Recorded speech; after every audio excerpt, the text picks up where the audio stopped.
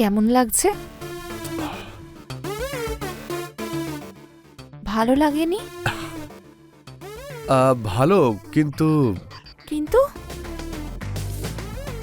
কিন্তু আপনার মতো সুন্দর নয়। ধ্যাৎ মিথ্যুক। সত্যি? নমস্কার, আমি হলাম রানী চ্যাটার্জি। আপনাদের আরও একবার স্বাগত জানাচ্ছি ক্রাইম চক্রের একটা নতুন এপিসোডে, একটা নতুন গল্পের সঙ্গে। হ্যালো মা, নমস্কার। মঙ্গল হোক বাবা, অনেক উন্নতি হোক। বস। রজনী,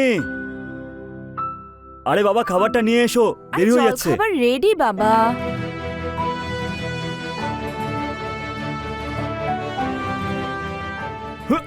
আরে খাবারটা তো আস্তে আস্তে খাবে, সব সময় তাড়াহুড়ো করো।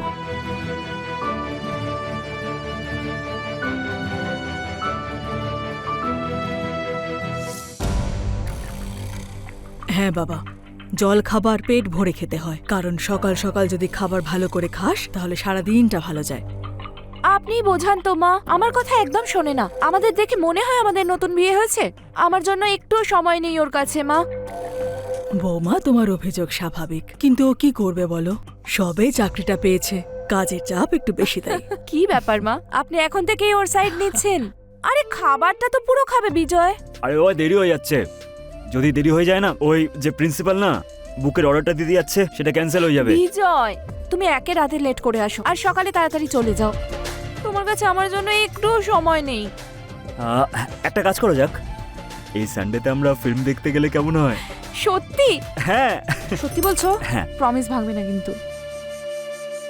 বিজয় বাবা, বাবা তোর সঙ্গে আমার একটু কথা আছে। বলো না মা। এদিকে আয়। আমি বলছিলাম যে তুই কাজে বেরিয়ে যাস আর আমি মন্দিরে। সারা দিন বৌমা বাড়িতে একা থাকে।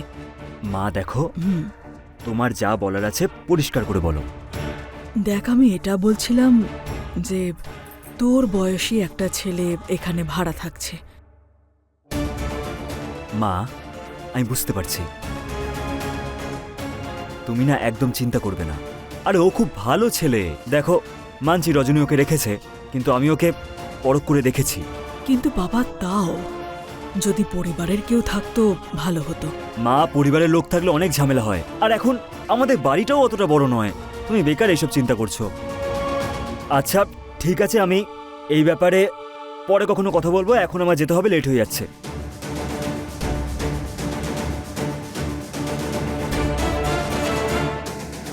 মা, আপনার খাবারটা কি দিয়ে দেবো? না মা, আজ আমার উপোস আছে, তাই আজ শুধু চা খেলাম।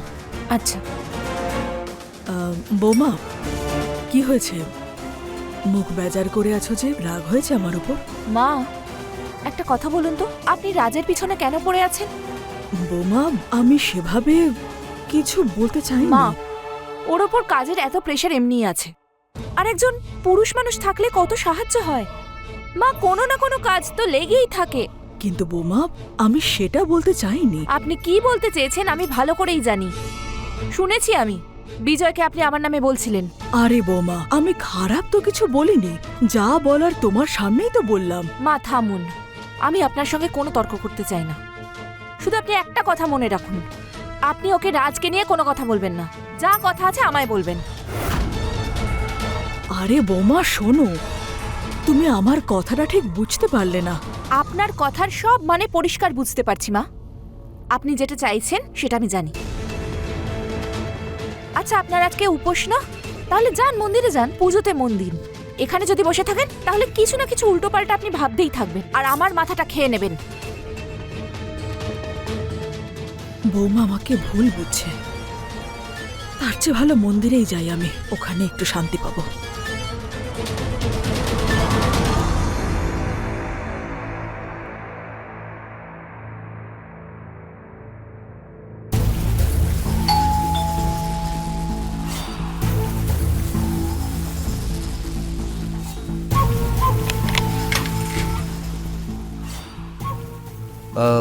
ক্ষমা করবেন, আসলে আমি এই সময় আপনাকে একটু বিরক্ত আরে করছি। না না, কোনো ব্যাপার না, ভেতরে এসো।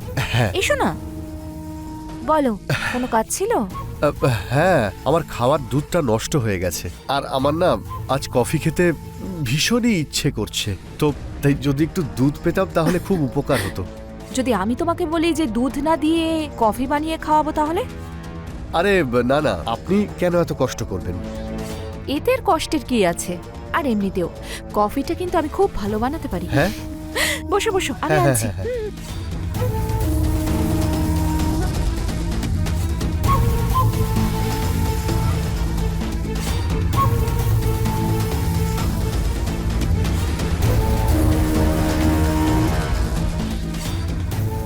এই নাও কফি। Thank you.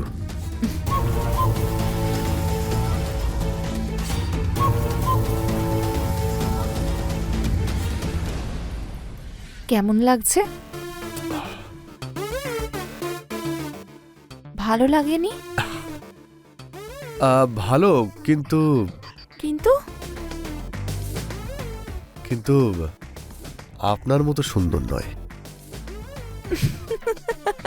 ধ্যাত মিথ্যুক। সত্যি, আমি মিথ্যে বলছি না। আচ্ছা, তার মানে আমি এতটাই ভালো? হ্যাঁ সত্যি? সত্যি।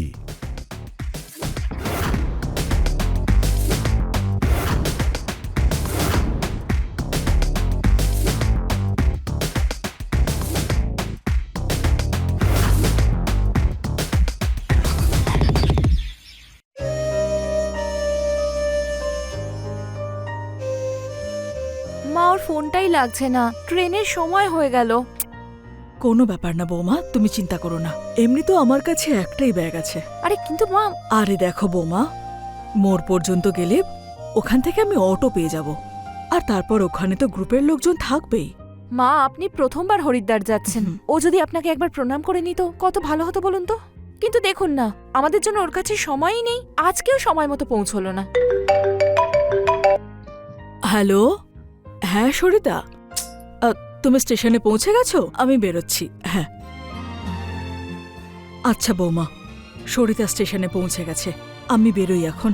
কিন্তু হ্যাঁ, বিজয়কে বলো আমি ওর জন্য অপেক্ষা করছিলাম। হ্যাঁ মা। হ্যাঁ আপনি নিজের খেয়াল রাখবেন মা। হুম, আপনি পুজো পাঠে মন দিন, এখানে সব আমি সামলে নেব। ঠিক আছে মা, মঙ্গল হোক।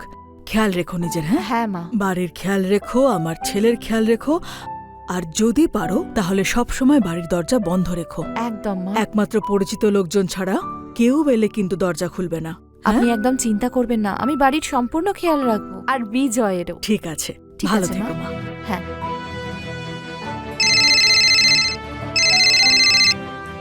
হ্যাঁ বলো, পেয়েছো সময় আমায় ফোন করার? আই এম রিয়েলি সরি, ওই ক্লায়েন্টের সাথে একটু বিজি ছিলাম, আর এখানে নেটওয়ার্কও সেভাবে নেই। আচ্ছা বলো না বাবু, কি হয়েছে? না, সেরকম কিছুই হয়নি। ওই তোমার মা আজকে হরিদ্বার যাচ্ছিলেন, আর তোমার ওনাকে স্টেশনে পৌঁছে দেওয়ার কথা ছিল, আর তুমি আবার ভুলে গেছো। ও হ্যাঁ, আই এম রিয়েলি সরি, আসলে কাজের মধ্যে ছিলাম তো ভুলেই গেছি একদম। আচ্ছা বলো না, মা কিসে গেল? ট্রেনে করে। আচ্ছা শোনো, আজ আমি বাড়িতে তাড়াতাড়ি ফিরবো, আমরা বাইরে যাব, আর খাবারটা বাইরে থেকেই খেয়ে আসবো। ঠিক আছে, সত্যি তো? হ্যাঁ হ্যাঁ সত্যি। ওকে, বাই।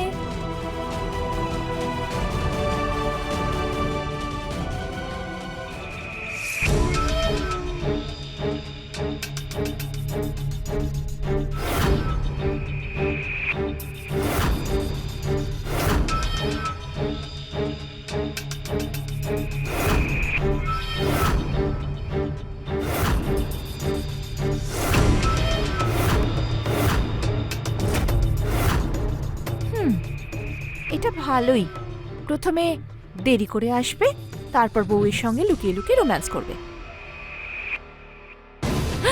তুমি, তোমার সাহস কি করে হলো এখানে আসার? তুমি আমার গায়ে হাত দিলে কি করে? হ্যাঁ, আমি তোমাকে ছাড়া বাঁচতে পারবো না। পাগল হয়ে গেছো নাকি? আমি একজন বিবাহিত, রাজ, দূরে থাকো আমার থেকে। কেন? বিবাহিতা মহিলাদের কি কোনো ফিলিংস বলে কিছু থাকে না? মধু,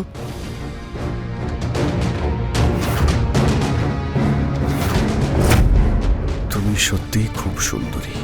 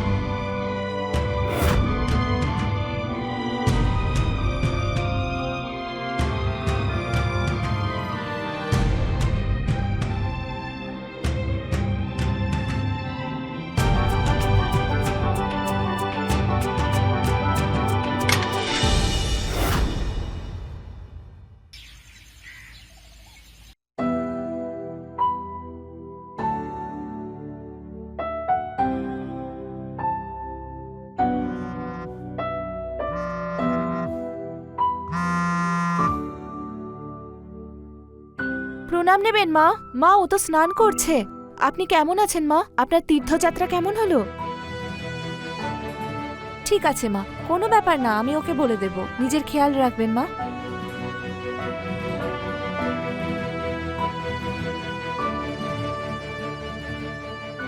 বাবু, সকাল সকাল কে ফোন করেছিল?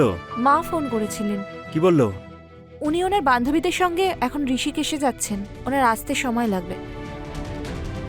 জামা কাপড় ইস্ত্রি করে দিয়েছো? হ্যাঁ, করে দিয়েছি।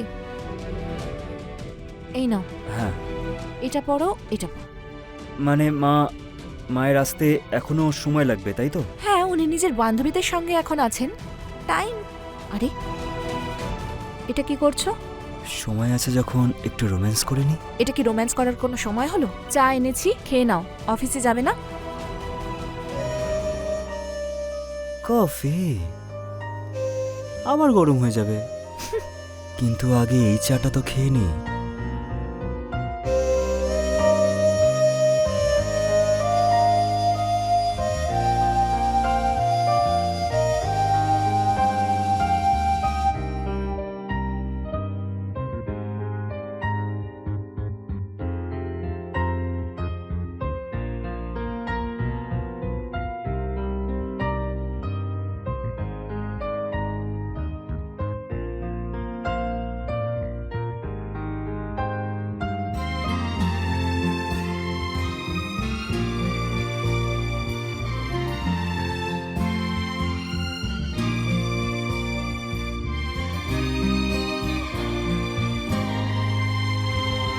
আরে, ওঠো এবার। ওহ। অফিসে যাবে না নাকি? লেট হয়ে যাবে, চলো। শোনো, হ্যাঁ। কেউ আসবে। ভাড়াটের থেকে ঘর ভাড়া নিয়ে নিও। 2 দিন পেরিয়ে গেছে তো। আমি সব করে নেব, তুমি এখন অফিস যাও। চলো, ওঠো, আর আমিও যাই। আরে হ্যাঁ ভাই, আমি বুঝতে পারছি। ব্যাস এইবারের ইএমআইটা তুই একটু দিয়ে দে ভাই, বোঝার চেষ্টা কর। প্রবলেম আছে তাই তো বলছি। হ্যাঁ, ঠিক আছে ঠিক আছে। আরে আপনি হঠাৎ করে ওপরে চলে এলেন? বাড়ি ভাড়া নিতে এসেছি। আমি ঠিক বুঝলাম না। তোমার ভাড়া 2 দিন আগে দেওয়ার কথা না? দেখুন, বাড়ি থেকে টাকা এলেই আমি আপনাকে দিয়ে দেব। ঠিক আছে। আচ্ছা, খাওয়া দাওয়া কি করে করো? নিজেই রান্না করো নাকি অর্ডার? রান্না তো আমি নিজেই করে নিই, ব্যাস মাঝে মধ্যে হোটেল থেকে খাবার আনিয়ে নিই। আজ থেকে খাওয়া দাওয়ার চিন্তা করো না। তোমার খাওয়া দাওয়ার চিন্তাটা আমি দূর করে দেব। ধন্যবাদ। আর বাড়ি ভাড়ার কথাই যদি বলো, সেটার সুদ তো আমি উসুল করেই ছাড়বো। আমি বুঝলাম না। ডোন্ট ওয়ারি, আমি বুঝিয়ে দিচ্ছি।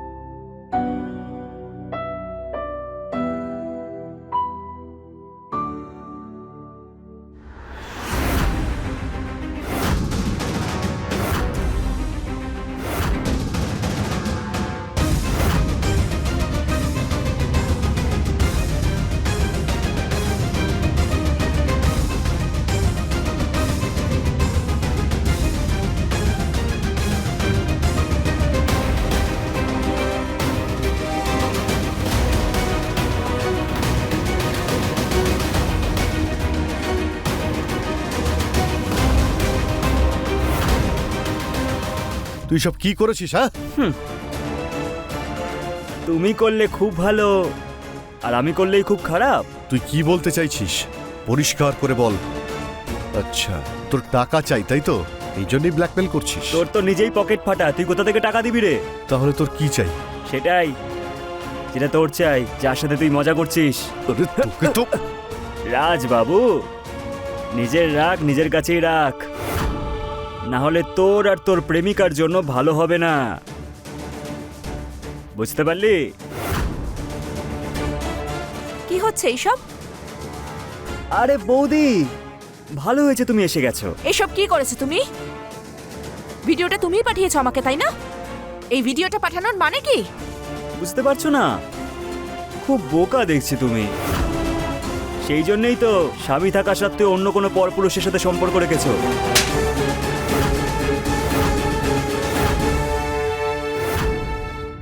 যত থাপ্পড় মারার মারো তুমি বৌদি, কিন্তু আমি যেটা চাই সেটা যদি আমি না পাই, তাহলে ওই ভিডিওটা এলাকার প্রত্যেকটা মানুষের ফোনে থাকবে, যেটা আমি তোমাকে পাঠিয়েছি।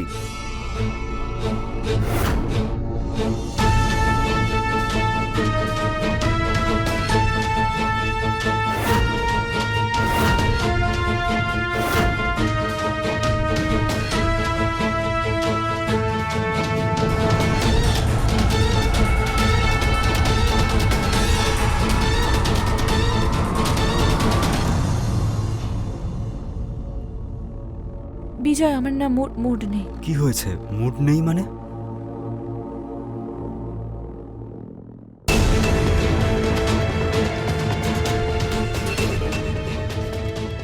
কি হয়েছে? Are you okay? বিজয়,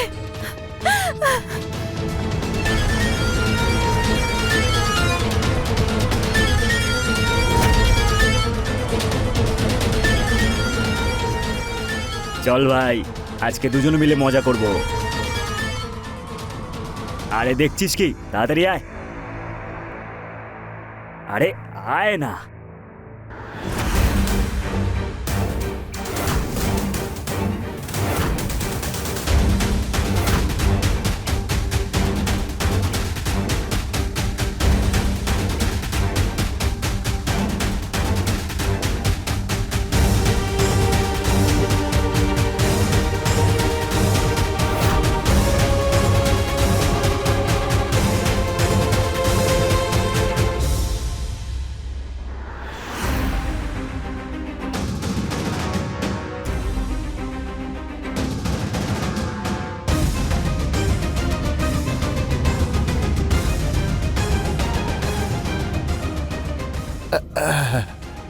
আজ সকালবেলাতেই ডেকে নিলে? তোমার আম নিয়ে মতলব না আমি আটি নিয়ে?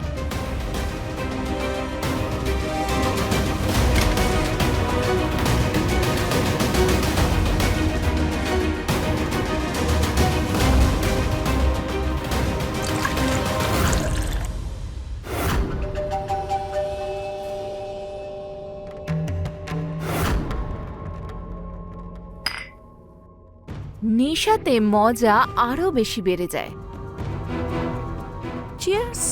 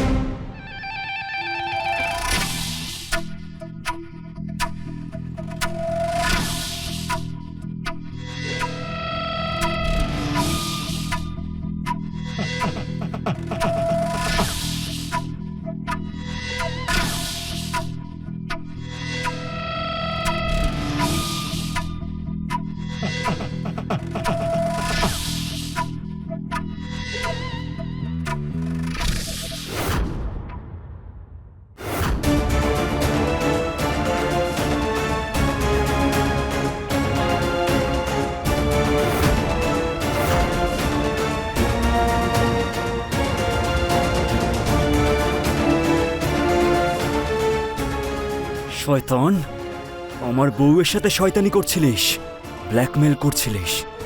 এদেরকে তো আমি, এদের অবস্থা তো এর থেকেও খারাপ হওয়া উচিত ছিল। বিজয়, আমরা একটা কাজ করি, এদের দুজনের লাশ দড়ি দিয়ে ঘরে ঝুলিয়ে দিই। সবার মনে হবে যে ওরা সুইসাইড করেছে, আমাদের উপর কেউ সন্দেহই করবে না। কিন্তু হ্যাঁ, তার আগে ওদের ফোন থেকে সব ভিডিও ডিলিট করে দেব। একদম ঠিক কথা বলেছো।